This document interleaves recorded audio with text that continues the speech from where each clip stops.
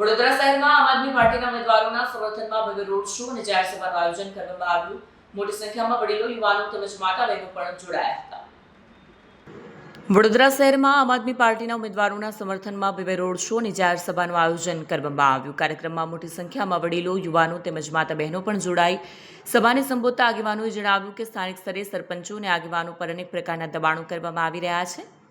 લોકોમાં ભય ફેલાવવા માટે રેશન કાર્ડ બંધ કરવાની, પાણીના કનેક્શન કાપી નાખવાની ધમકીઓ આપવામાં આવી રહી છે, જે લોકશાહી પ્રત્યેની તેમની પ્રતિબદ્ધતા દર્શાવે છે. આમ આદમી પાર્ટી નેતાઓએ વધુમાં જણાવ્યું હતું કે ગુજરાત જેને અગાઉ નરેન્દ્ર મોદી અને અમિત શાહનો ગઢ માનવામાં આવતો હતો, ત્યાં હવે ત્રીજા વિકલ્પ તરીકે પાર્ટી મજબૂત રીતે ઉભરી રહી છે.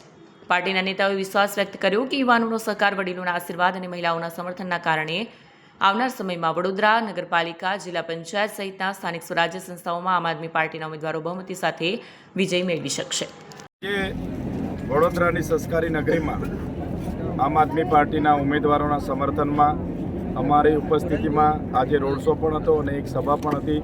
ત્યારે અમારી સભામાં, અમારા રોડ શોમાં મોટી સંખ્યામાં વડીલો, યુવાનો, માતા બહેનો ઉપસ્થિત હતા.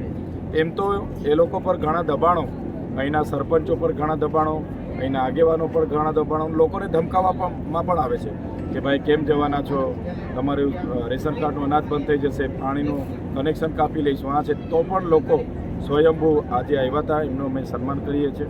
આજે જે ગુજરાતમાં અમિત શાહ અને નરેન્દ્ર મોદીનું ગઢ માનવામાં આવતો હતો, ત્રીજી પાર્ટી નહીં ચાલે એવું કહેવામાં આવતું હતું, આજે ગુજરાતમાં 6500 જેટલા આમ આદમી પાર્ટીના ઉમેદવારો છે અને ઘણા પ્રેશરમાં ઘણા સરકારી તંત્રએ, પોલીસ અધિકારીઓએ અમારા ઉમેદવારોને ઘણા દબાવ્યા કે ભાઈ ફોર્મ ખેંચો, આ કરો, તે કરો.